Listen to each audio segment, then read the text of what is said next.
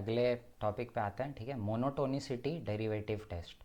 If a function is strictly increasing और strictly decreasing then function can be classified into one category given that function is continuous. ठीक है, यहाँ पे लिख लो additional कि function जो है कंटिन्यूस होना चाहिए। ठीक है, कंटिन्यूटी का क्लॉज होना चाहिए। यहाँ पे क्यों होना चाहिए उसका एग्जांपल नीचे ही दे रखा है। देखो इसमें D Y by D X throughout positive है, ये 1 है क्योंकि फंक्शन कंटिन्यूस है। यहाँ पे भी फंक्शन का तुम डेरिवेटिव कहीं भी चेक करो तो वो पॉजिटिव आएगा, लेकिन ये मैनी वन हो गया ना, तो इसलिए कंटिन्यूटी का क्लॉज होना बहुत इंपॉर्टेंट है। ठीक है, तो अगर कल को मुझे सवाल में दिया हुआ है, मान लो फंक्शन कुछ भी है, फंक्शन मान लो कंटिन्यूस है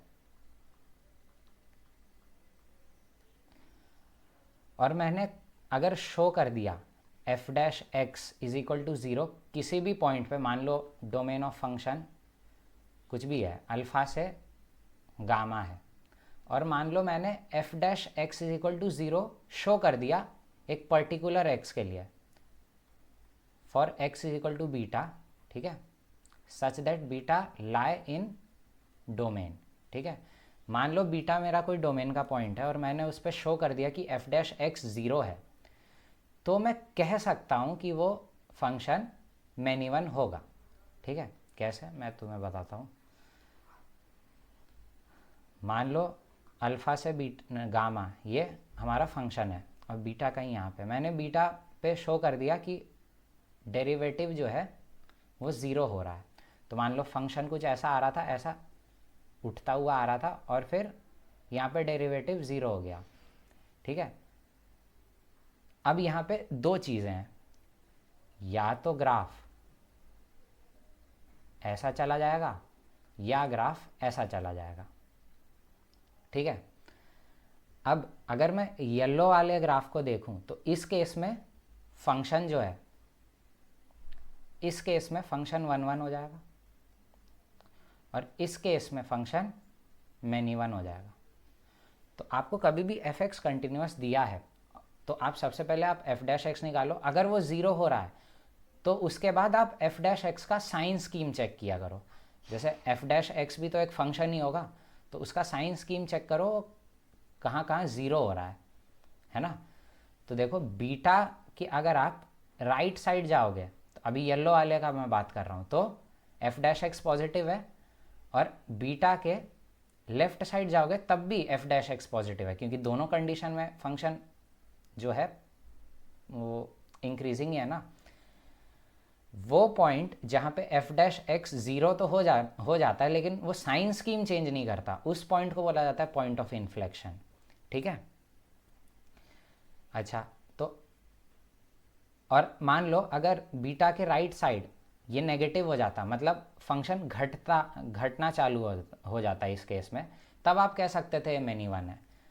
तो अगर फंक्शन कंटिन्यूस है और उस तुमने अगर दिखा दिया कि एफ डैश एक्स ज़ीरो हो रहा है किसी पर्टिकुलर पॉइंट पे इन डोमेन, तो आप कह सकते हो मोस्ट केसेस में कि वो मैनी वन फंक्शन होगा। हालांकि आपको ध्यान रखना चाहिए कि क्या पता पॉइंट ऑफ इन्फ्लेक्शन आ जाए।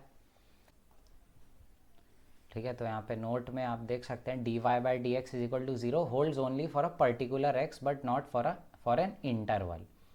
ठीक है, 1 फंक्शन के लिए लिखा है। इसके कहने का मतलब है कि जैसे मैंने बताया ना कि एफ डैश एक्स अगर ज़ीरो हो जाए तो लगने लगता है कि मतलब मैनी वन फंक्शन होगा, क्योंकि एक मतलब वो थिंकिंग आ जाता है ना कि या तो पॉइंट ऑफ मिनिमा होगा या पॉइंट ऑफ मैक्सिमा।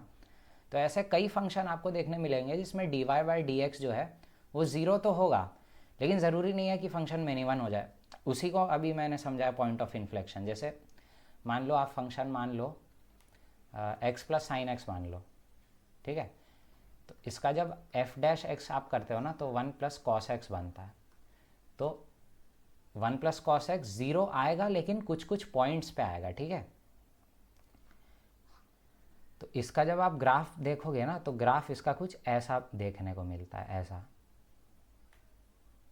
ये जो पॉइंट्स होते हैं पॉइंट ऑफ इन्फ्लेक्शन होते हैं, ये हो गया, ये हो गया, जहाँ पे डेरिवेटिव तो ज़ीरो होता है लेकिन फंक्शन 1 होता है। ठीक है, तो वही चीज़ है। अच्छा, ये क्यों बोला फॉर अ पर्टिकुलर एक्स? क्योंकि पॉइंट ऑफ इन्फ्लेक्शन एक पर्टिकुलर पॉइंट के लिए जो है, तुम देखो पॉइंट ऑफ इन्फ्लेक्शन अगर मैं ड्रॉ करूं तो this is a point of inflection, ठीक है। एक पर्टिकुलर पॉइंट के लिए एफ डैश एक्स ज़ीरो हो रहा है, लेकिन तुम जब पॉजिटिव एक्स ले रहे हो तब ग्राफ जो है इंक्रीज कर रहा है, और नेगेटिव एक्स जब ले रहे हो तब भी ग्राफ इंक्रीज कर रहा है। तो एक पर्टिकुलर एक्स के लिए D Y by D X zero हो सकता है, इंटरवल के लिए नहीं हो सकता। क्योंकि इंटरवल के लिए मान लो ग्राफ, मान लो ऐसा है, ऐसा, फिर ऐसा। अब तुम देखो इतने इंटरवल के लिए एफ डैश एक्स क्या हुआ, ज़ीरो हो गया ना। तो तब तो ये मैनी वन फंक्शन बन जाएगा, है ना, क्योंकि जो सेम वाई बहुत सारे एक्स के लिए आ रहा है, इसीलिए a non monotonous function can also be one one, है ना, सही बात है। ऐसा ग्राफ मान लो, ये बढ़ता हुआ ग्राफ, और मान लो ये घटता हुआ ग्राफ, ठीक है, ये भी तो वन वन है, यही चीज़ है, ठीक है। तो आई होप इतना समझ आया होगा, नोट करो, फिर हम इस पर कुछ सवाल करेंगे। अच्छा, अब कुछ सवाल कर लेते हैं, ठीक है। तो classify the function F defined from 0 to 3 to 1 to 29 within close brackets defined by F x is equal to, F X ये दे रखा है, मैं लिख देता हूँ, ठीक है। क्यूबिक फंक्शन है, क्यूबिक पॉलिनोमियल, ठीक है। तो हमें बताना है वन वन है, ऑन टू है, इनटू, वही सब। तो इसका हम ग्राफ प्लॉट करते हैं, ठीक है। तो हम सबसे पहले इसका डेरिवेटिव देख लेते हैं। तो डेरिवेटिव आ जाएगा 6x² माइनस 30x प्लस 36। इसको आप लिख सकते हो 6, ठीक है, तो 5 और 6, तो x माइनस 2, x माइनस 3, ये बन जाएगा, ठीक है। अब आप साइन स्कीम देखो, ठीक है, 3 से आगे डेरिवेटिव पॉजिटिव है, बीच में नेगेटिव, फिर पॉजिटिव, ठीक है। तो डेरिवेटिव जिस इंटरवल में पॉजिटिव है उसका मतलब उस इंटरवल में ग्राफ इंक्रीजिंग है, ठीक है, इंक्रीजिंग ग्राफ है। फिर जब नेगेटिव हुआ डेरिवेटिव मतलब ग्राफ डिक्रीजिंग हुआ, और फिर इंक्रीजिंग हो गया, ऐसा ग्राफ का बिहेवियर रहेगा। तो हम इसका ग्राफ प्लॉट करते हैं, ठीक है।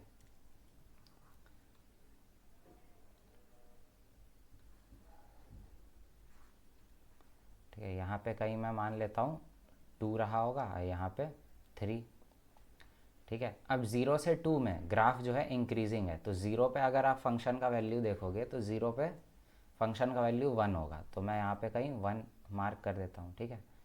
तो 0 पे फंक्शन का वैल्यू 1, 2 पे देखो, क्योंकि 2 पे डेरिवेटिव नेगेटिव हो रहा है, मतलब 0 हो रहा है, तो या तो वो पॉइंट ऑफ मैक्सिमा होगा या मिनिमा होगा। इस केस में वो पॉइंट ऑफ मैक्सिमा होगा, क्योंकि डेरिवेटिव जो है पहले जो है प्लस था, फिर माइनस हो गया, इसीलिए, ठीक है। तो 2 पे आप देखो इसका वैल्यू, तो एफ ऑफ 2 अगर मैं निकालूँ तो 16 माइनस 60 प्लस 72 प्लस 1, तो कितना आ जाएगा, 29 आ जाएगा। तो ये 29 हो गया, ठीक है। अच्छा, अब 2 से 3 में ग्राफ जो है डिक्रीजिंग है, तो आप 3 पे आप वैल्यू देख लो। तो 3 पे वैल्यू देखोगे तो ये 54 माइनस 60 नहीं, 60 नहीं, 135, 135 प्लस 108 प्लस 1, तो कितना हो जाएगा, 54 1 55, 8 63 हो जाएगा, 28 हो जाएगा, ठीक है। तो 28 मैं कहीं यहाँ पे मार्क कर देता हूँ, ठीक है। तो आप जब इसका ग्राफ देखोगे, ग्राफ कुछ ऐसा आपको देखने मिलेगा 0 से 3 में, ठीक है। तो आप खुद देखो, ये फंक्शन एक मैनी वन फंक्शन है प्लस एक ऑन टू फंक्शन है, क्योंकि जो कोडोमेन दिया था वो क्लोज 1 से क्लोज 29 दिया था, और आप देखो ये 1 से 29 तक जा भी रहा है, तो ये मैनी वन और ऑन टू हो जाएगा, ठीक है। नोट कर लो इसको, फिर अगला सवाल लेते हैं। If the function F defined from 0 to infinity से कोडोमेन आर दे रखा है, is defined by F x is equal to, ठीक है, मैं फिर से एफ एक्स लिख देता हूँ एक बार, ई का पावर एक्स स्क्वायर माइनस ई का पावर माइनस एक्स स्क्वायर लिखा है, ठीक है, और ई का power X square plus E का पावर माइनस एक्स स्क्वायर, ठीक है। Then find whether the function is injective और नॉट, ठीक है। तो इसको थोड़ा मैं सिंप्लीफाई करूँ तो ये कुछ ऐसा हो जाएगा, ठीक है। अब फर्दर इसको मैं सिंप्लीफाई करूं तो ये कुछ ऐसा हो जाएगा, ठीक है। कुछ नहीं किया, जो डिनोमिनेटर था ना उसको न्यूमरेटर में क्रिएट कर दिया और 2 घटा दिया उसमें से, ठीक है। तो बेसिकली हमारे पास फंक्शन जो है वो ये बन गया, ठीक है। अब हम इसका क्योंकि बिहेवियर चेक करना है, ठीक है, तो मैं क्या करता हूँ ना, इसका डेरिवेटिव ले लेता हूँ, ठीक है, और सिर्फ ये बताना इंजेक्टिव है कि नहीं। तो हम डेरिवेटिव इसका क्रिएट मतलब निकालते हैं, ठीक है। तो 1 का तो 0 हो जाएगा, ठीक है। तो ये आपके पास हो जाएगा 2x² + 1 का होल स्क्वायर हो जाएगा, ठीक है। और यहाँ पे आपके पास हो जाएगा e⁻²x², ठीक है। और ये हो जाएगा 4x, ठीक है, इंटू 2 हो जाएगा, ठीक है। वो माइनस के साथ वो एडजस्ट हो गया साइन, ठीक है। तो आप कह सकते हो कि ये आपके पास हो जाएगा 8/e⁻²x² + 1 का whole square into x e⁻²x²। अब आपको 0 से इन्फिनिटी में देखना है। अब 0 से इन्फिनिटी में आप देखो तो डेरिवेटिव हमेशा पॉजिटिव है, हमेशा पॉजिटिव होगा ये 0 से इन्फिनिटी में। इसका मतलब f' हमेशा पॉजिटिव होने का मतलब उस पर्टिकुलर इंटरवल में ग्राफ इंक्रीजिंग होगा। इसका मतलब मैं 0 से इन्फिनिटी में बोल सकता हूँ कि यह ग्राफ हमेशा इंक्रीजिंग होगा। हमेशा इंक्रीजिंग होगा मतलब हम कह सकते हैं 1 1 फंक्शन है, 1 1 माने इंजेक्टिव, ठीक है। तो ये आपका आंसर है, नोट कर लो, फिर अगला सवाल लेंगे। अगले सवाल पे आते हैं। Classify the function defined from r to -½ से r डिफाइंड एज f(x) जो है x/1 + x², ठीक है। तो वही बताना है, मिनी 1 है, 1 1 है, ऑन 2 है, इनटू है। तो f(x) सबसे पहले मैं लिख लेता हूँ x/1 + x², ठीक है। तो यहाँ से हम अब इसका डेरिवेटिव निकालते हैं क्योंकि हमें बिहेवियर चेक करना है फंक्शन का, ठीक है। तो ये आपके पास कितना आ जाएगा, 1 - x² आ जाएगा, ठीक है। तो इसको आप ऐसे लिख लो,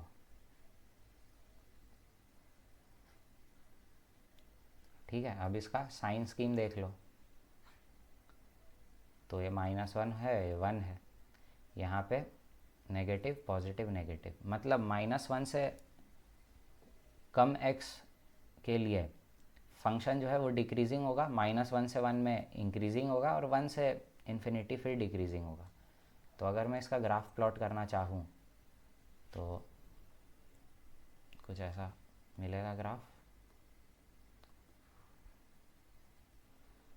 ठीक है। यहाँ पे पॉइंट में मान लेता हूँ -1 और यहाँ पे 1।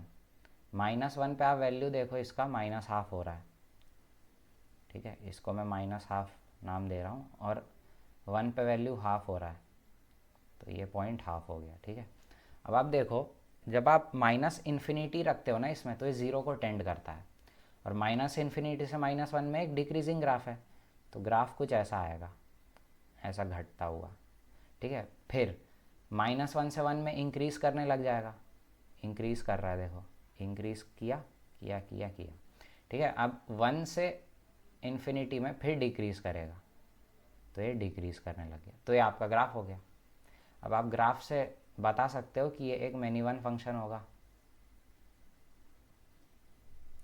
प्लस एक ऑन 2 फंक्शन है, ठीक है। तो इसको नोट कर लो, नेक्स्ट सवाल लेते हैं, ठीक है। Find the value of p such that f(x) = cos x - 2px defined from r to r is 1 1, ठीक है। तो ये बताना है 1 1 है कि नहीं है। तो तुम देखो, फंक्शन जो है वो एक कंटिन्यूस फंक्शन है।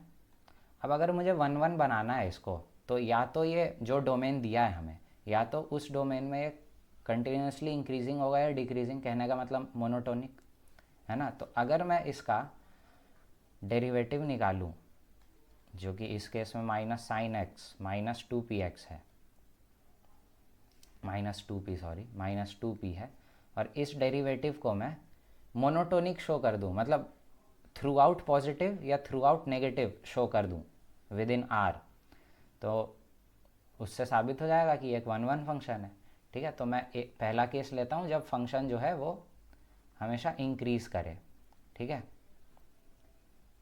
ठीक है। इक्वल टू क्यों लगाया, क्योंकि एक पॉइंट पे 0 हो सकता है, डेरिवेटिव, एक इंटरवल में नहीं, ठीक है।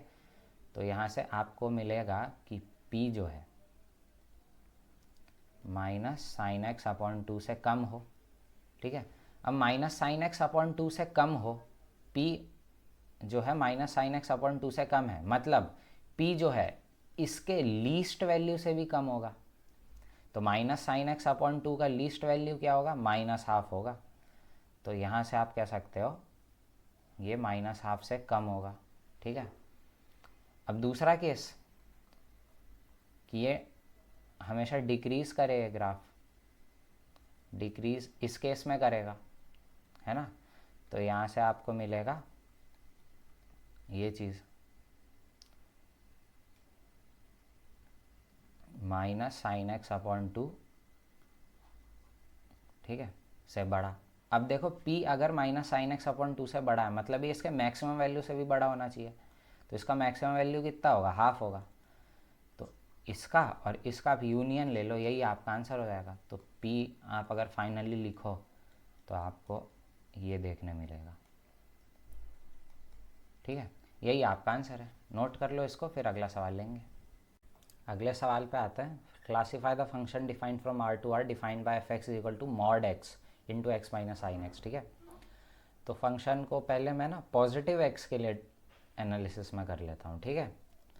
तो पॉजिटिव एक्स के लिए अगर मैं इस फंक्शन को देखूँ तो ये ऐसा मॉड जो है पॉजिटिव साइन के साथ खुलेगा, तो ये x square minus x sine x हो जाएगा function.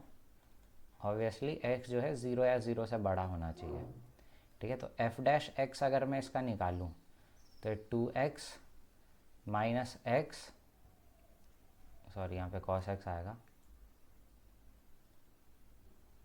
cos x minus sine x आ जाएगा, ये इसका डेरिवेटिव हो गया, है ना। अब तुम देखो इसको आप स्प्लिट कर लो, इस 2x को ना आप x प्लस एक्स लिख लो, एक को इसके साथ ले जाओ, x minus x cos x, ठीक है, plus x minus sine X, ठीक है। ऐसे आप इसको लिख लो, इसमें से x कॉमन ले लो तो 1 माइनस कॉस एक्स हो जाएगा, ठीक है, प्लस यहाँ पे x माइनस साइन एक्स तो चल ही रहा है।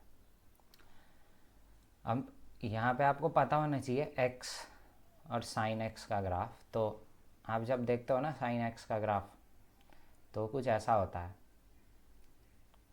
ना, पॉजिटिव एक्स के लिए देख रहे हैं हम। और x का जो ग्राफ होता है ना y is equal to X, वो हमेशा साइन एक्स के ऊपर होता है। ये लाइन जो है y is equal to X, ये साइन x पे टेंजेंट होता है at point x is equal to 0, है ना, एट ओरिजिन, ओरिजिन पे टेंजेंट होता है और ये हमेशा ऊपर होता है। x माइनस साइन एक्स हमेशा x का जो ग्राफ होता है साइन एक्स के ऊपर होता है। ये फैक्ट आपको पता होना चाहिए, ठीक है। तो अभी बता दिया। तो अब क्या है आप देख लो, पॉजिटिव x के लिए ये चीज़ हमेशा पॉजिटिव होगी, है ना, इक्वल टू 0 भी हो सकती है ना, लेकिन हमेशा पॉजिटिव होगा। ऐसे ये चीज़ हमेशा पॉजिटिव है क्योंकि x जो है बड़ा होता है साइन x से for positive values of x। तो मैं कह सकता हूँ ना एफ डैश एक्स पॉजिटिव है throughout for all x greater than equal to 0, है ना। तो मैं कह सकता हूँ ये एक इंक्रीजिंग ग्राफ होगा, है ना, ये एक इंक्रीजिंग ग्राफ होगा 0 से इन्फिनिटी के लिए। तो अगर ये इंक्रीजिंग ग्राफ है मतलब ये 1 1 होगा x पॉजिटिव के लिए। अब तुम देखो जैसा इसका बिहेवियर पॉजिटिव x के लिए रहेगा ना, वैसा ही बिहेवियर इसका नेगेटिव x के लिए रहेगा, क्योंकि ये एक ऑड फंक्शन है।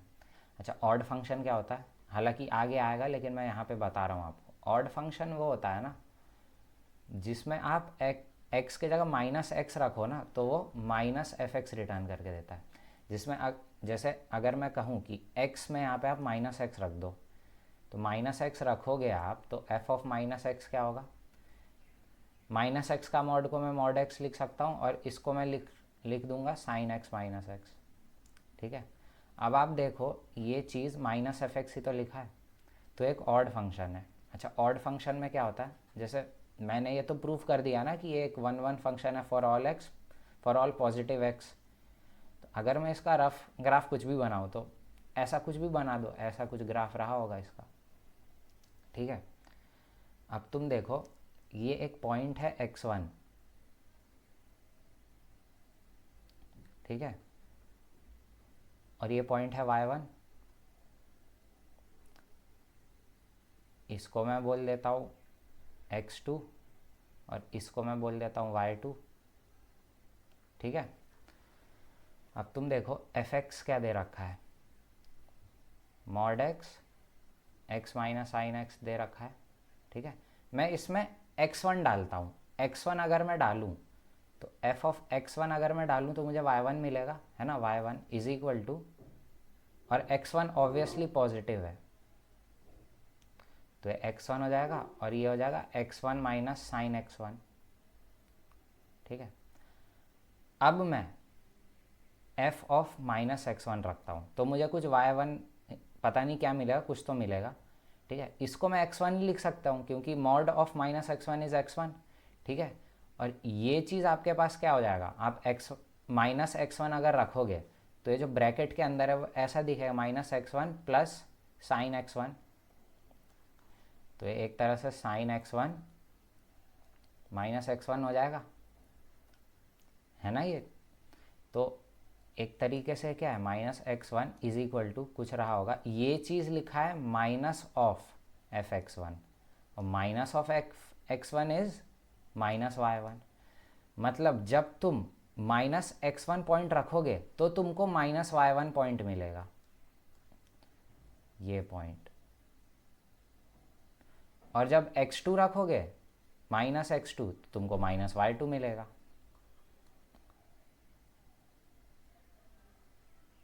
ठीक है, तो तुम यहाँ से बोल सकते हो ना कि जैसा ग्राफ यहाँ बना है सेम फैशन का ग्राफ ऐसा यहाँ पे बनेगा, है ना। जैसा शेप ऐसा है ना वैसा ही शेप इसका ऐसा रहा होगा, क्योंकि तुम बहुत सारे छोटे छोटे पॉइंट्स के लिए, जैसे इस पॉइंट के लिए देखो तो वो ये पॉइंट होगा, ये पॉइंट का आइडेंटिकल पॉइंट ये होगा।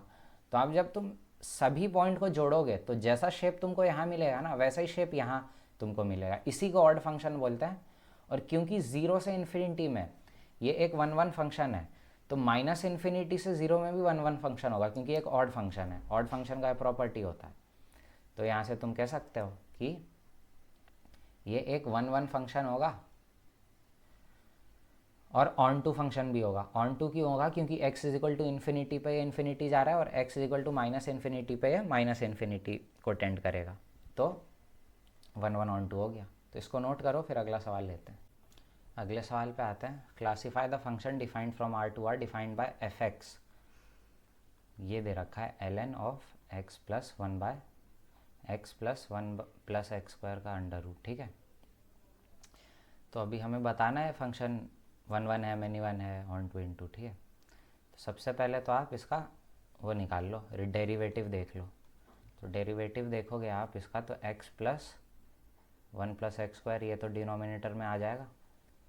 न्यूमरेटर में आपके पास क्या आएगा, 1 plus X upon under root 1 plus X square, जो कि आपके पास ये आ जाएगा।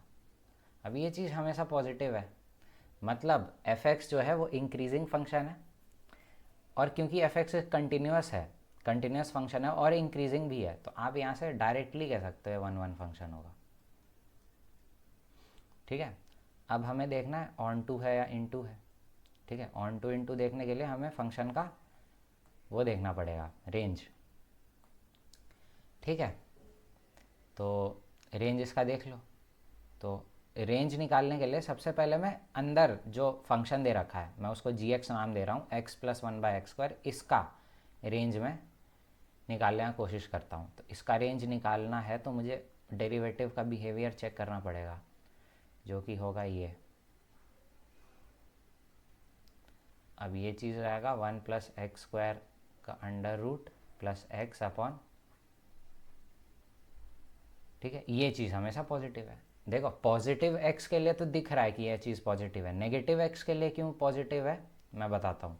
नेगेटिव एक्स मान लो तुम रख दिए, तुम माइनस के रख दिए कुछ इसमें, माइनस के रख दिए तो न्यूमरेटर आपके पास कुछ ऐसा बन जाएगा।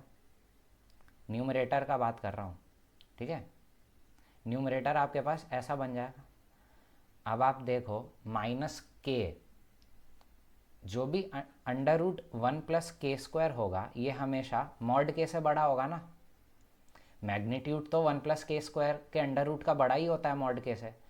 तो जब तुम अंडर रूट 1+k² में से k घटा दोगे तो हमेशा तो ये पॉजिटिव ही चीज़ आएगी ना। तो आप यहाँ से कह सकते हो कि ये हमेशा एक पॉजिटिव क्वांटिटी रहने वाली है g'(x), मतलब g(x) एक इंक्रीजिंग फंक्शन है। इंक्रीजिंग फंक्शन है अगर g(x), तो g(x) का लीस्ट वैल्यू कहाँ आएगा, -∞ पे आएगा और ग्रेटेस्ट वैल्यू इन्फिनिटी पे आएगा। तो अगर मैं g(x) का लीस्ट वैल्यू निकालूं तो वो कहाँ आएगा, वो x =−∞ पे आएगा। तो x =−∞ इसमें आप रख नहीं सकते, तो आप लिमिट ले लो, है ना। लिमिट अभी आपने नहीं पढ़ा है तो इसको आप ऐसे लिख सकते हो। अगर मैं इसको रैशनलाइज कर दूं तो मुझे ये कुछ ये देखने मिल जाएगा। अब आप -∞ रखोगे तो ये 0 के तरफ टेंड करेगा। इसका मतलब g(x) का जो लीस्ट वैल्यू है वो 0 है और मैक्सिमम वैल्यू इन्फिनिटी है, क्योंकि आप x को इन्फिनिटी रख दो, ठीक है। तो g(x) का रेंज हमें मिल गया 0 से इन्फिनिटी, हमें f(x) का रेंज चाहिए। तो तुम देखो f(x) में जो इनपुट जा रहा है, ln ऑफ इनपुट जो जा रहा है वो 0 से इन्फिनिटी जा रहा है ना, और 0 से इन्फिनिटी में आपको ln का ग्राफ पता है ना। तो जब ln के अंदर का इनपुट 0 से इन्फिनिटी जा रहा है तो जो पूरा आउटपुट होगा इसका वो r ही होगा ना। तो इसका रेंज तो r हो गया, मतलब ये एक ऑन टू फंक्शन भी है, ठीक है। तो इसको नोट कर लो, फिर अगला सवाल लेते हैं। अगले सवाल पे आता है क्लासीफाई द फंक्शन। फंक्शन को डिफाइन किया नेचुरल नंबर से -1 से 1 defined by this this this. तो हमें बताना है मैनी 1 है या 1 है और ऑन टू इनटू, ठीक है। तो सबसे पहले आप sin x का ग्राफ प्लॉट करो, ठीक है।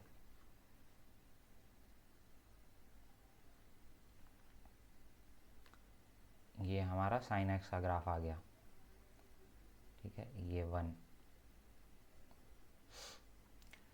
अच्छा, डोमेन में ना नेचुरल नंबर्स है, मतलब डोमेन आपके पास ये है 1 2 3 4 5 6, ठीक है। तो अभी हमें बताना है कि ये 1 होगा या मैनी 1 होगा, ठीक है। तो तुम देखो जो इसके रेंज में, अगर मैं रेंज देखूं फंक्शन का, रेंज में क्या क्या होगा, रेंज में sin 1 होगा, sin 2 होगा, sin 3 होगा, है ना, ऐसा जाता जाएगा। अब तुम देखो मान लो 1 पॉइंट कहीं यहाँ है और उसके करस्पॉन्डिंग आपको एक वैल्यू मिला है sin 1। तो फंक्शन 1 कब कहलाएगा, 1 तो फंक्शन तभी कहलाएगा ना जब वो पर्टिकुलर फंक्शनल वैल्यू वापस अचीव ना हो डोमेन के किसी पॉइंट पे, है ना। तो तुम देखो एक बार x = 1 पे sin 1 अचीव हो गया तो क्या ये वापस कभी अचीव होगा sin 1? sin 1 कहाँ आ सकता है, जब x 1 हो या x π-1 हो या x 2π+1 हो या x 3π-1 हो, ठीक है। तो मैंने x को 1 रखा, मुझे sin 1 मिल गया, क्या मुझे sin 1 वापस मिल सकता है? तुम देखो डोमेन तो नेचुरल नंबर्स है, तो जब जब sin 1 मुझे मिल सकता था वो पॉइंट्स क्या क्या है, π-1 है, 2π+1 है, 3π-1 है। लेकिन ये सारे x तो डोमेन में ही नहीं है, तो ये सारे x अगर डोमेन में नहीं है मतलब sin 1 हमें एक ही बार मिलेगा, sin 1 एक ही बार मिलेगा, सिमिलरली sin 2 एक ही बार मिलेगा, है ना। sin 2 आपको कहाँ मिल सकता है, x = 2 पे मिल सकता है, x = π-2 पे मिल सकता है, x = 2π+2 पे मिल सकता है, 3π-2 पे मिल सकता है। लेकिन तुम देखो x = 2 रखे, तुमको sin 2 मिल गया।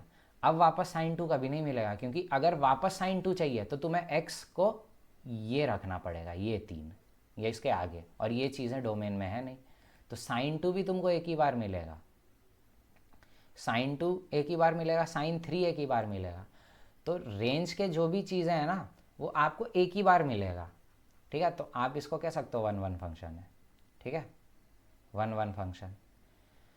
अब बताना है ऑन टू है इनटू है, जाहिर सी बात है दिख रहा है कि ये एक इनटू फंक्शन होगा। इनटू क्यों होगा, क्योंकि देखो बहुत सारी वैल्यूज़ -1 से 1 के बीच में सारी वैल्यू आपको मिल ही नहीं सकती, इनफैक्ट आपको 1 ही कभी नहीं मिलेगा, है ना। F x is equal to 1 आपको कभी मिलेगा ही नहीं, 1 या -1, क्योंकि 1 और -1 अगर आपको चाहिए तो आपको साइन के अंदर का जो आर्गूमेंट है x को आपको n π/2 रखना पड़ेगा। अब n π/2 आप रख नहीं सकते क्योंकि डोमेन में सिर्फ नेचुरल नंबर्स है, तो -1 कभी अचीव नहीं होगा, 1 कभी अचीव नहीं होगा, और ऐसे बहुत सारे और भी मतलब वैल्यू है जो कभी आप अचीव नहीं कर पाओगे, तो आप इसको इनटू फंक्शन कह सकते हो, ठीक है। तो एक 1 1 और इनटू फंक्शन हो जाएगा, ठीक है। नोट करो, फिर अगला सवाल लेते हैं। अगले सवाल पे आते हैं। Let f defined from R to R be defined by f(x), कोई क्यूबिक पॉलिनोमियल दे रखा है और बोला है इनटू है, then find the number of values of x, मतलब a। अच्छा, आपको ये बात पता होना चाहिए कि जो ऑड डिग्री पॉलिनोमियल होता है ना, उसका जो रेंज होता है ना वो ऑल रियल नंबर्स होता है। क्यों होता है, देखो कोई भी फंक्शन है जो ऑड डिग्री पॉलिनोमियल, मान लो इस केस में मैं ये ले लेता हूँ, ठीक है। तो जब आप x को इन्फिनिटी रखते हो ना तो ये इन्फिनिटी को टेंड करता है, और जब आप x को -∞ रखते हो तो ये -∞ को टेंड करता है। आप पुट करके देख लो, ठीक है। आप जब लिमिट पढ़ोगे तो आपको और आइडिया होगा इसका। तो ये होता है कि जब ऑड डिग्री पॉलिनोमियल हो तब रेंज r होता है, और इवन डिग्री पॉलिनोमियल हो तो रेंज r नहीं होता। तो जो फंक्शन हमें दे रखा है यहाँ पे वो ये दे रखा है f(x) is equal to a² - 1 into a² - 4 x³ plus a² - 1 a+2 x² plus a+1 a+2x plus a+5, ठीक है।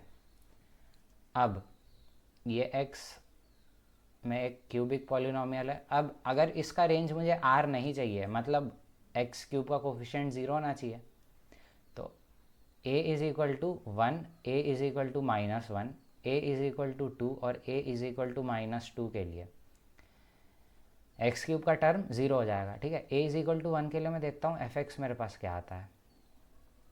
f(x) मेरे पास आ जाएगा, ये 0 हो जाएगा, ये 0 हो जाएगा, यहाँ पे क्या बचेगा मेरे पास 2 × 3 6x प्लस 6, है ना। अब देखो f(x) एक लीनियर फंक्शन है, ये एक और डिग्री पॉलिनोमियल होगा, तो इसका तो रेंज r हो गया, और वो तो हमें चाहिए नहीं, मतलब a is equal to 1 reject हो जाएगा, a इज इक्वल टू 1 में नहीं होगा कुछ भी, ठीक है। अब a -1 रखो, -1 रखोगे तो आपके पास फंक्शन आ जाएगा 4, ठीक है। तो 4 आ गया। अब ये कंडीशन है इनटू फंक्शन का, क्योंकि देखो रेंज r नहीं है ना, तो a इज इक्वल टू -1 हो सकता है। अब 2 रख के देख लो एक बार, a इज इक्वल टू 2 रखोगे तो x³ का कोफिशिएंट तो उड़ जाएगा, यहाँ रखो तो 2 2 × 4 -1 3, 3 × 4 12x², तो f(x) आपके पास कितना आ जाएगा 12x², 2 रखो 3 × 4 प्लस 12x प्लस 7। अब इसका रेंज भी r नहीं है तो ये भी एक्सेप्ट हो जाएगा, a इज इक्वल टू 2। अब a को -2 रखो,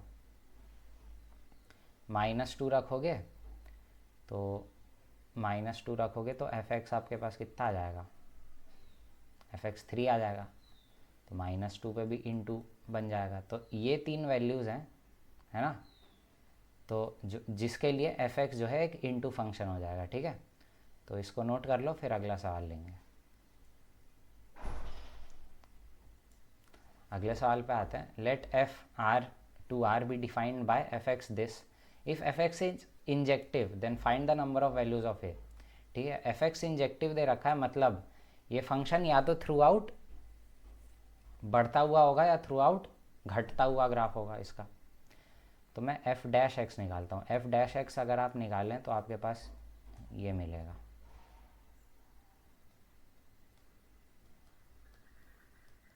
ठीक है, अब या तो ये हमेशा पॉजिटिव या ग्रेटर देन या इक्वल टू ज़ीरो होना चाहिए या लेस देन ऐसा होना चाहिए, है ना. तो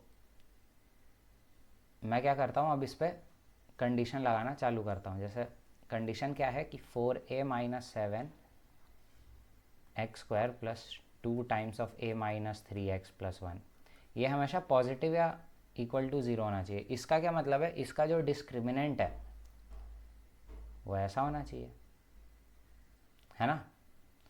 तो और 4a माइनस 7 जो है वो पॉजिटिव होना चाहिए.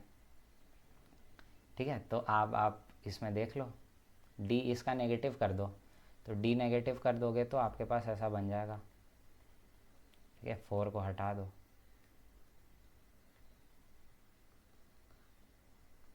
ये होना चाहिए. तो a square minus 6a plus 9 minus 4a plus 7 ये होना चाहिए.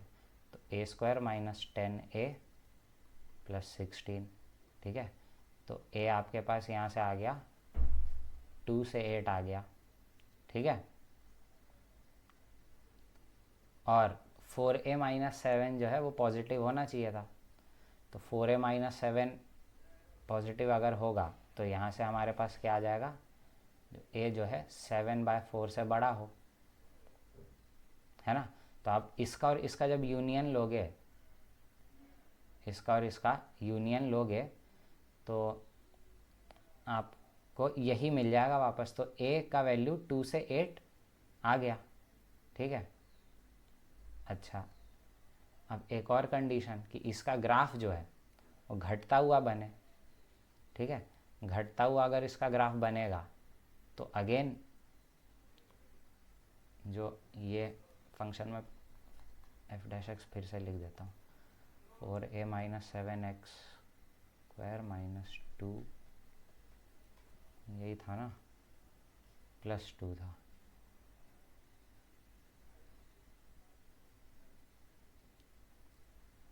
ठीक है, अब मैं क्या करना चाह रहा हूँ, ये करना चाह रहा हूँ. तो इसके लिए 4a माइनस 7 नेगेटिव होना चाहिए और इसका d जो है नेगेटिव होना चाहिए.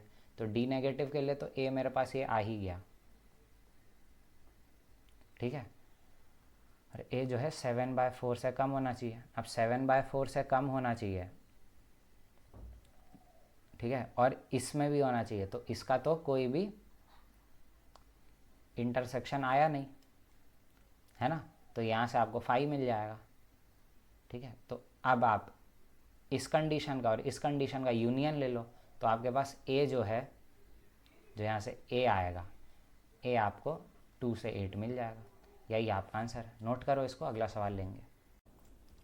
ठीक है, classify the function f defined from r to r such that fx into F dash X into F double dash X is positive for all x belong to r. ठीक है, अच्छा f double dash x के बारे में तुमको मैं एक चीज़ बताता हूँ. ठीक है, f डबल डैश एक्स जो होता है अगर वो पॉजिटिव हो मतलब ग्राफ जो है वो कॉन्केव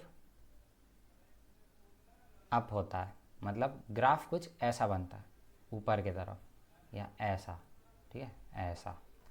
और f डबल डैश एक्स अगर नेगेटिव हो तब कॉन्केव डाउन होता है. कॉन्केव डाउन मतलब ऐसा, ऐसा, है ना, या ऐसा, है ना, ये होता है कॉन्केव डाउन. ठीक है, कैसा आता है ये चलो यहीं बता देता हूँ कैसे आता है. ठीक है, देखो एफ डबल डैश एक्स होता क्या है, जब तुम 2 बार डिफ्रेंशिएट करते हो, है ना, D by D X of D Y by D X को ही बोलते हो ना एफ डबल डैश एक्स. तो what is this, rate of change of D Y by D X. है ना, विथ रिस्पेक्ट टू एक्स। जैसे जैसे एक्स बढ़ रहा है dy बाई डी एक्स जो है वो बढ़ रहा है या घट रहा है ना। अब तुम देखो, मान लो कोई ग्राफ है, इस प्रकार का ग्राफ है, ठीक है।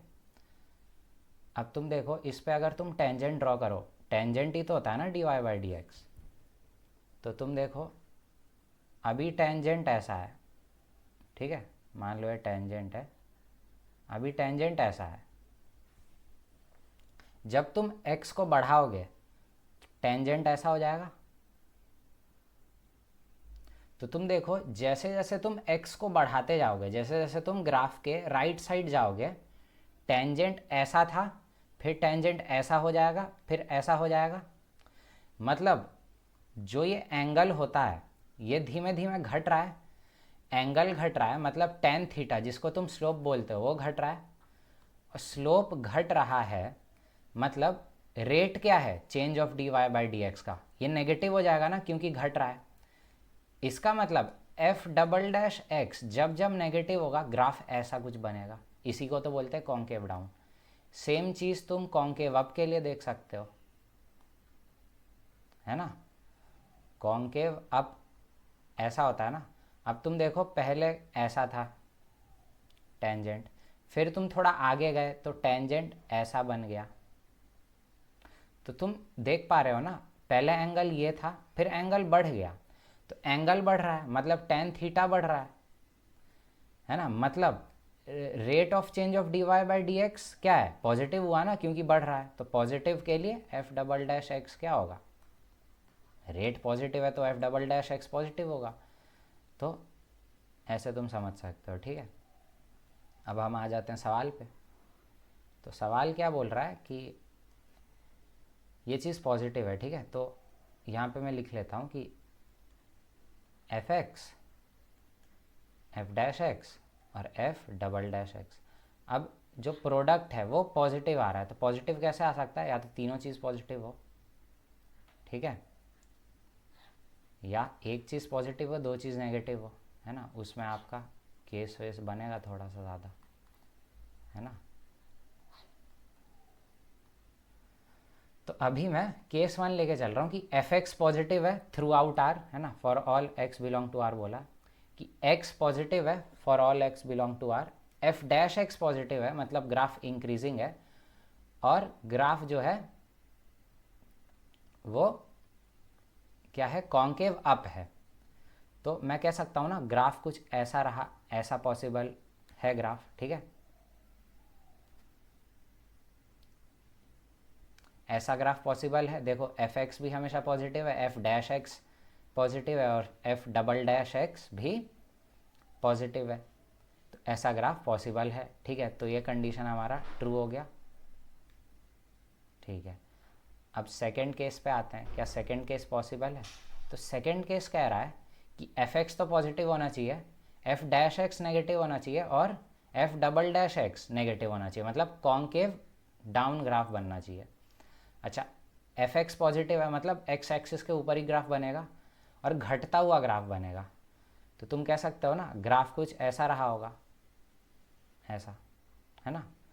अब तुम देखो इसमें गड़बड़ है, इसमें गड़बड़ इसलिए है क्योंकि ये ग्राफ कभी ना कभी तो एक्स एक्सिस को कट करेगा ना। ऐसा तो हो नहीं सकता कि तुम ग्राफ यहीं रोक दो। अगर ये थ्रू आउट घट रहा है और हमेशा पॉजिटिव है और थ्रू आउट घट रहा है और कॉन्केव डाउन है, तो ग्राफ को यहाँ आना पड़ेगा। अगर एफ एक्स को हमेशा पॉजिटिव होना पड़ता मतलब ग्राफ ऐसा बनता, लेकिन ऐसा ग्राफ कभी बनेगा नहीं क्योंकि ये यहाँ पे कॉन्केविटी ये अपना चेंज कर रहा है, ठीक है। तो ग्राफ, ये वाला ग्राफ पॉसिबल नहीं है, ठीक है। तो ये ग्राफ पॉसिबल नहीं है, इसको क्रॉस कर दिया। इसको देखते हैं नेगेटिव पॉजिटिव नेगेटिव, ठीक है। एफ एक्स नेगेटिव है, ठीक है, बढ़ता हुआ ग्राफ है और कॉन्केविटी क्या है, डाउनवर्ड है। हाँ, तो ग्राफ ऐसा बन सकता है, ज़रूर ऐसा ग्राफ पॉसिबल है, तो ये ग्राफ पॉसिबल है।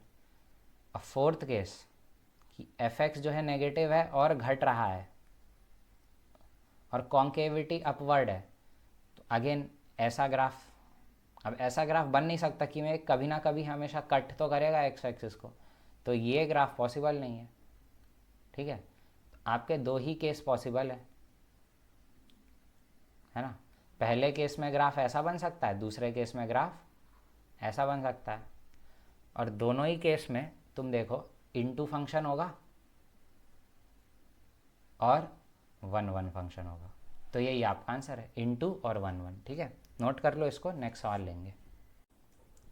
अगले सवाल पे आते हैं। f 0 से 2 से 0 से 4 में एक मोनोटोनिक और सरजेक्टिव फंक्शन है defined as f x is equal to x square plus box of a into mod sine x where this defines GIF, then a can take values. ठीक है, अच्छा तो पहले तो मैं एक्सिस बना देता हूँ।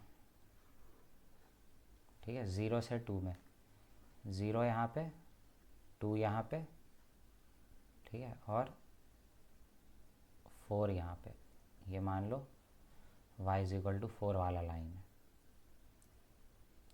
ठीक है, और एफ एक्स हमें दे रखा है x square plus box of something. अब मैंने तुम्हें बताया बॉक्स फंक्शन कभी भी x का फंक्शन नहीं होता है, एक कांस्टेंट की तरह ट्रीट कर सकते हो।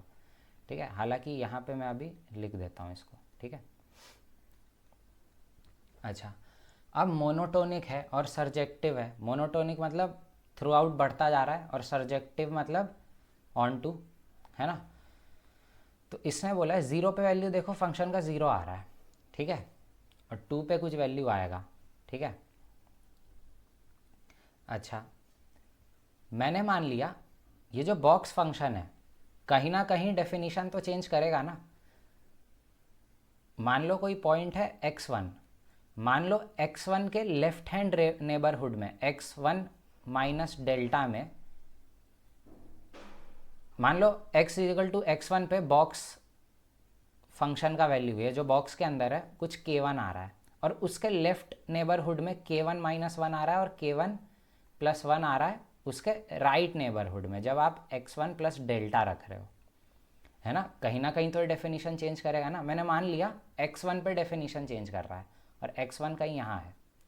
ठीक है, तो मान लो ग्राफ कुछ भी आ रहा था यहाँ से, ठीक है, ये ग्राफ कुछ आ रहा था, ठीक है, यहाँ पे मान लो डेफिनेशन चेंज हो गया। ठीक है, तो डेफिनेशन अगर यहाँ पे चेंज हो गया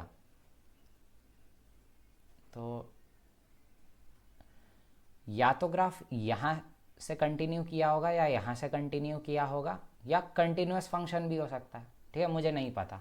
ठीक है, अब तुम देखो नीचे से कंटिन्यू नहीं कर सकता क्योंकि फिर वो मोनोटोनिक नहीं कहलाएगा, क्योंकि मान लो फंक्शन यहाँ से यहाँ आ रहा था और फिर घट गया ना यहाँ पे, तो इसको तो आप रिजेक्ट कर दो। ठीक है,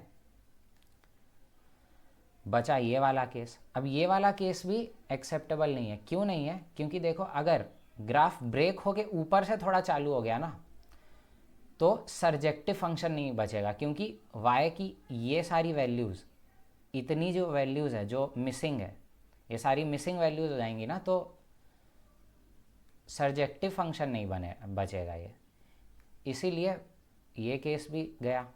मतलब ग्राफ को कंटिन्यूअस होना पड़ेगा, है ना। यहाँ से मैं कह सकता हूँ ग्राफ को कंटिन्यूअस होना पड़ेगा। ठीक है, मैंने फिर से मैं बता रहा हूँ शुरू से। ठीक है, शुरू से ही बताता हूँ।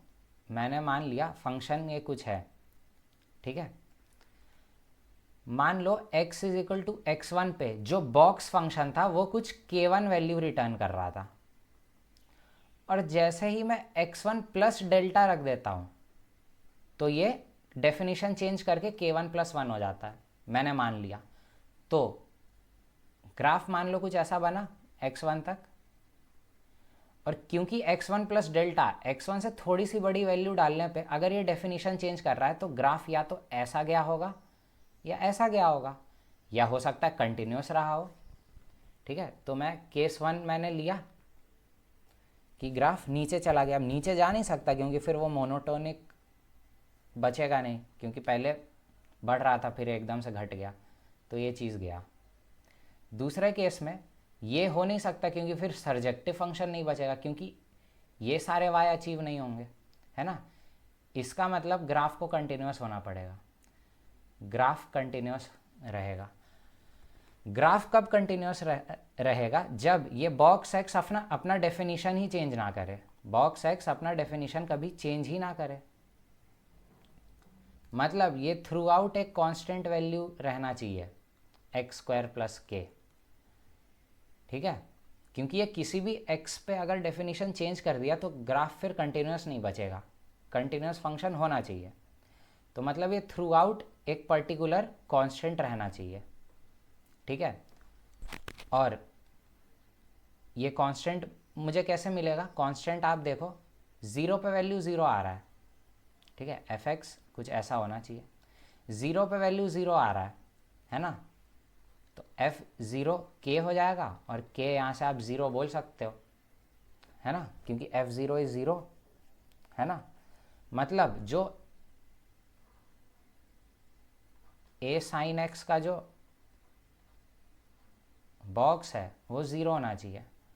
अब तुम देखो साइन एक्स जो है, मॉड साइन एक्स, वो 0 से 2 में इसके बीच लाया करता है ना? फॉर ऑल एक्स इन 0 से 2, है ना? तो ए साइन एक्स कहाँ से कहाँ लाया करेगा? 0 से ए लाया करेगा, है ना? तो इसका जो बॉक्स होगा, इसका बॉक्स जो है ए साइन एक्स का जो मॉड है, इसका बॉक्स 0 होना चाहिए। तो 0 कब होगा? जब ये चीज़ जो है 0 से 1 के बीच में हो। और 0 से 1 के बीच कब होगा? जब ए जो है, इसका जो अपर लिमिट है, ये 0 से 1 के बीच में हो, है ना? इक्वलिटी 0 पे होल्ड कर सकती है ना?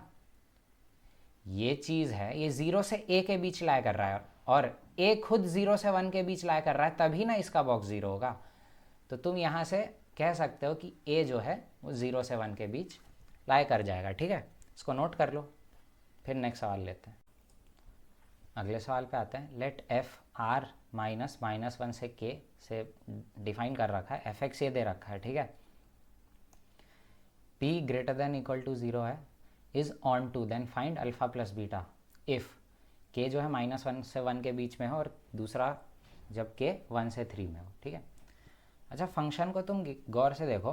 फंक्शन में से ना डोमेन जो दे रखा है फंक्शन का, तुम देखो डोमेन है आर माइनस, ठीक है, -1 के।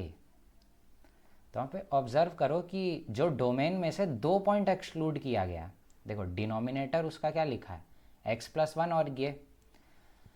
अब डोमेन में से अगर 2 पॉइंट एक्सक्लूड किया गया है, मतलब जो डिनोमिनेटर है वो किस प्रकार का रहा होगा? जैसे मैं एफ एक्स अगर लिखूँ 2x - 1 और 2x² - 4px + p³ upon x+1, और ये कोई ये चीज़ है। अब देखो डोमेन में से -1 तो हटाना है, क्योंकि देखो -1 रख दोगे तो ये फैक्टर 0 हो जाएगा।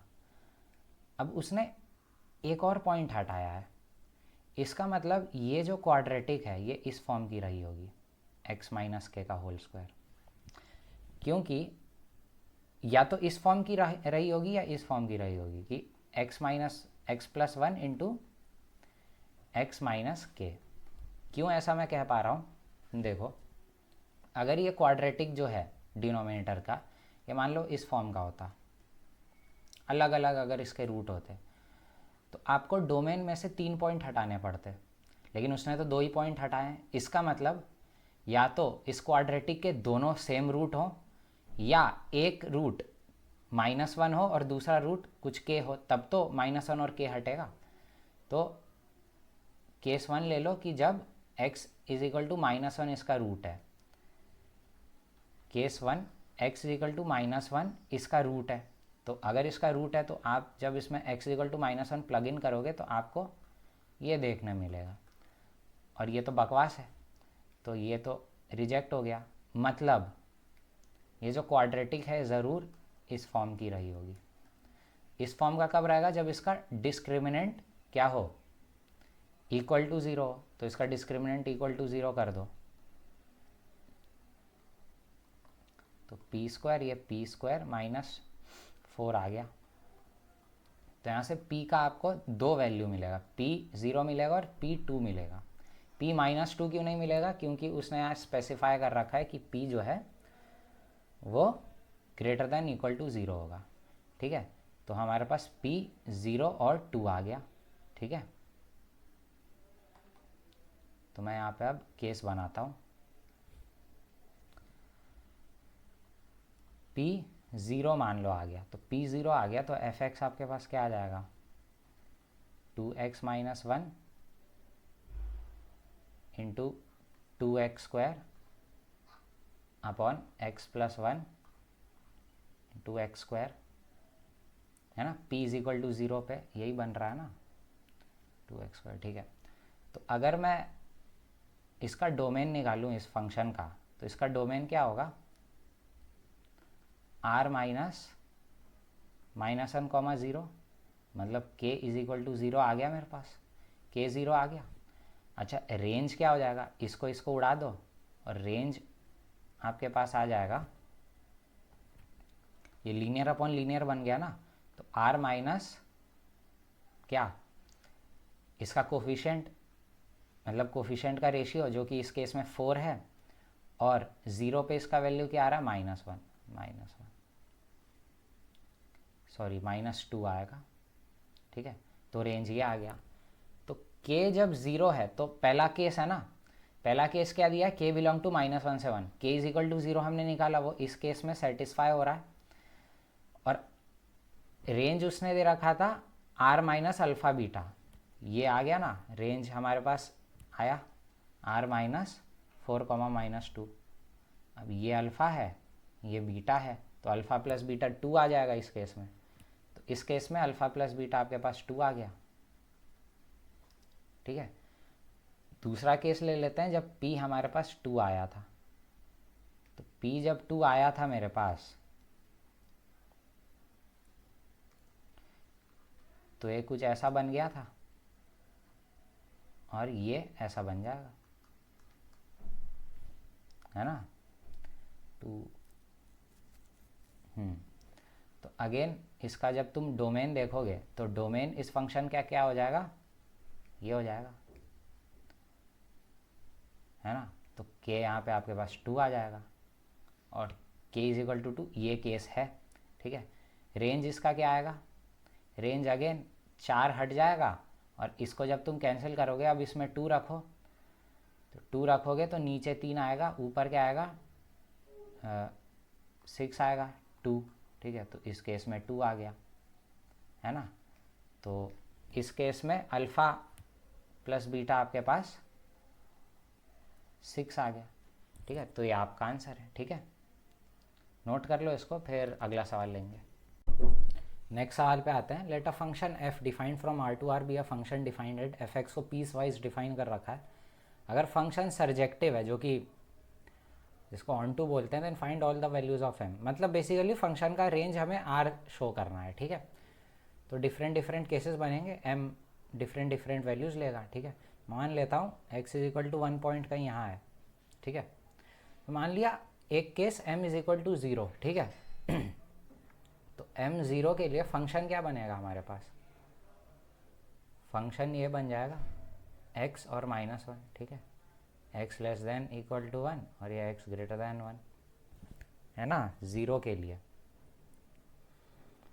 अच्छा, तो अब इसका आप ग्राफ बना लो, मतलब x लेस देन 1 के लिए y is equal to x का ग्राफ बनाओ। ठीक है,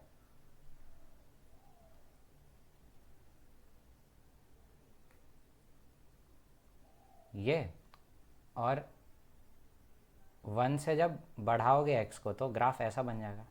क्या इसका रेंज आ रहा है क्या? नहीं, तो फिर m इज इक्वल टू 0 हम नहीं लेंगे, है ना। तो ये केस हमारा रिजेक्ट हो गया। ठीक, अब मैं दूसरा केस लेता हूँ कि m जो है 0 से बड़ा हो। ठीक है, m जो है पहले लेस देन 0 के लिए कर लेते हैं, लेस देन 0 के लिए किया हमने। ठीक है, तो x प्लस m मान लिया मैंने कुछ ऐसा बनेगा। ठीक है, नीचे थोड़ा बनेगा ना, ऐसा मान लो बन गया।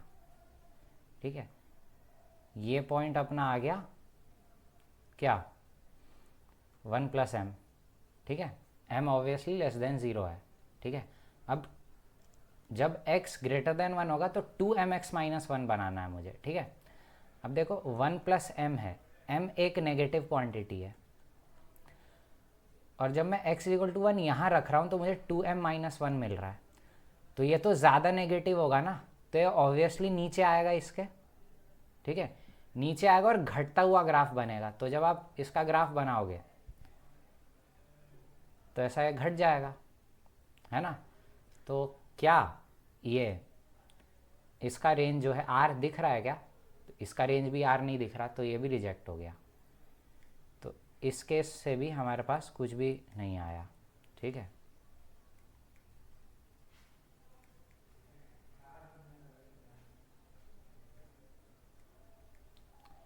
तो अब अगला केस ले लेते हैं m पॉजिटिव के लिए, ठीक है।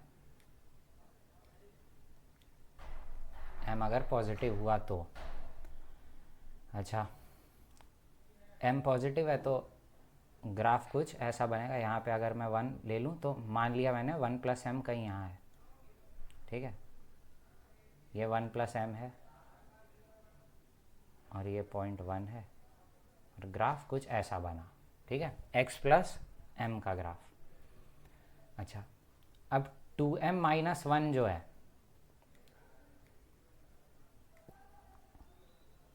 अब मुझे 2mx-1 का ग्राफ बनाना है, तो x = 1 पे इसका वैल्यू 2m-1 आएगा।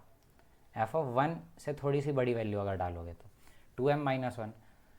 अब दो कंडीशन है, 2m-1 या तो यहाँ हो या यहाँ हो या यहाँ हो। ग्राफ ऐसा बन सकता है ना, या तो ग्राफ ऐसा बन जाए, या ग्राफ ऐसा बन जाए, या ग्राफ ऐसा बन जाए, ठीक है। अब आप देखो, जो ये वाला ग्राफ है, ये वाला, ये पॉसिबल नहीं है, क्योंकि फिर सर्जेक्टिव फंक्शन नहीं बचेगा, क्योंकि ये सारी y की वैल्यूज़ मिसिंग हो जाएंगी, ठीक है। तो इसको हटा दो। क्या ये ग्राफ पॉसिबल है? हाँ है, क्योंकि फिर सर्जेक्टिव फंक्शन हो रहा है। इस केस में भी सर्जेक्टिव हो रहा है, क्योंकि तुम इसको एक्सटेंड करोगे ना तो इन्फिनिटी तक जाएगा। तो मुझे यहाँ से क्या समझ आया कि जो 2m-1 का जो वैल्यू है वो या तो m+1 के बराबर हो या उससे कम हो, है ना। तो मैं यहाँ पे कंडीशन लगा देता हूँ कि 2m-1 कम होना चाहिए 1 + m से, और इक्वलिटी भी होल्ड करा दिया, ठीक है। तो m यहाँ से लेस देन 2 आ रहा है, और कंडीशन लेके चले थे कि m ग्रेटर देन 0 है। तो यहाँ से आपके पास इसका और इसका जब आप इंटरसेक्शन लोगे तो आपके पास ये देखने मिलेगा 0 से 2 क्लोज, ठीक है। तो ये आपका आंसर, नोट करो इसको, फिर अगला सवाल लेंगे। अगले सवाल पे आ जाते हैं कि फंक्शन डिफाइन किया हुआ है, इंजेक्टिव है, ठीक है, इंजेक्टिव है 1 1, find all values of m। वही अप्रोच, m = 0 के लिए आप चेक करो, m 0 अगर होगा तो f(x) मैं ऐसे डिफाइन कर सकता हूँ, x² - 1 फॉर x < 0 और -1 फॉर x < 0। अब x² - 1 का ग्राफ फॉर x नेगेटिव ऐसा बनेगा, 0 पे वैल्यू -1 और ये ऐसा, ठीक है, और -1 पे वैल्यू ऐसा हो जाएगा, हॉरिजॉन्टल लाइन, ठीक है। तो क्या ये इंजेक्टिव फंक्शन है? नहीं, कहीं से नहीं है, तो ये केस आप रिजेक्ट कर सकते हो, ठीक है। तो ये मैंने रिजेक्ट कर दिया। अब m को आप एक काम करो, पॉजिटिव ले लो, ठीक है। तो यहाँ से तो कुछ नहीं मिला। अब m पॉजिटिव के लिए मैं देखता हूँ, ठीक है। m पॉजिटिव के लिए जब आप सॉल्व करोगे तो आप देखोगे m पॉजिटिव है ना, तो इस पैराबोला का वर्टेक्स कहाँ है? देखो, इस पैराबोला का वर्टेक्स एट x = -m है। अब क्योंकि m पॉजिटिव है, -m नेगेटिव होगा, तो -m मैंने मान लिया कहीं यहाँ लाया कर रहा है। ये पॉइंट है -1 जो कि x = 0 पे अचीव हो रहा है, तो जाहिर सी बात है वर्टेक्स पे वैल्यू और कम होगा। तो अगर मैं इसका ग्राफ बनाऊं तो ग्राफ कुछ ऐसा बनेगा इस पैराबोला का, ऐसा, ये डॉटेड लाइन से। ये पैराबोला का ग्राफ है, ये लीस्ट वैल्यू है जो कि x equal to minus m पे आपको अचीव होता हुआ दिख रहा है। ठीक है, तो इसको एक काम करो, सॉलिड बना लो। ठीक है, ये ग्राफ हो गया पैराबोला का।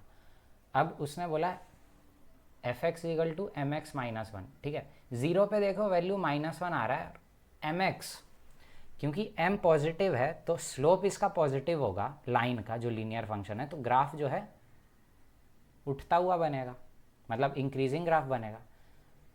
तो क्या आपको ये इंजेक्टिव दिख रहा है किसी भी हालत में? नहीं, ये भी इंजेक्टिव नहीं है। ठीक है, तो ये केस भी हम रिजेक्ट कर सकते हैं। ठीक है, तो इसको मैंने रिजेक्ट कर दिया। अब मैं केस ले लेता हूँ जब m जो है वो नेगेटिव हो। m अगर नेगेटिव होगा तो -m पॉजिटिव होगा, मतलब वर्टेक्स कहीं यहाँ पे आएगा। ठीक है, ये -m पॉइंट है, वर्टेक्स कहीं यहाँ पे आया। ठीक है, तो अगेन जो ग्राफ है वो आपको x लेस देन 0 के लिए देखना है। अब वर्टेक्स यहाँ पे है, वर्टेक्स पे मान लो ये पॉइंट होता है, ये वैल्यू अचीव होता, तो आप अगर x इक्वल टू 0 के लिए ग्राफ बनाओगे तो ये ऐसा बनेगा। ऐसा पैराबोला आ रहा है, आ रहा है, आ रहा है, आ रहा है, ऐसा कंटिन्यू करते हुए ये ऐसा जाता ज़रूर, लेकिन हम कंटिन्यू नहीं कराएंगे क्योंकि उसने x लेस देन 0 के लिए बोला है। तो ग्राफ आपको सिर्फ इतना ही देखना है जितना मैंने बना दिया, ये -1 पॉइंट। ठीक है, अब mx-1 बनाना है।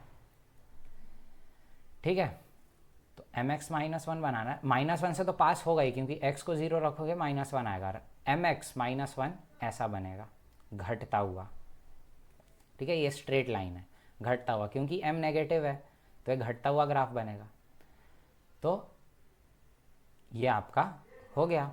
तो ये तो फेवरेबल है ना, इंजेक्टिव तो दिख ही रहा है। तो आप सिंपली कह सकते हो कि जब जब m नेगेटिव होगा तब तब फंक्शन इंजेक्टिव हो जाएगा। तो इसका फाइनल आंसर आपके पास आ गया m लेस देन 0। ठीक है, नोट कर लो और आज के लिए इतना ही रखते हैं। ठीक है, बाय।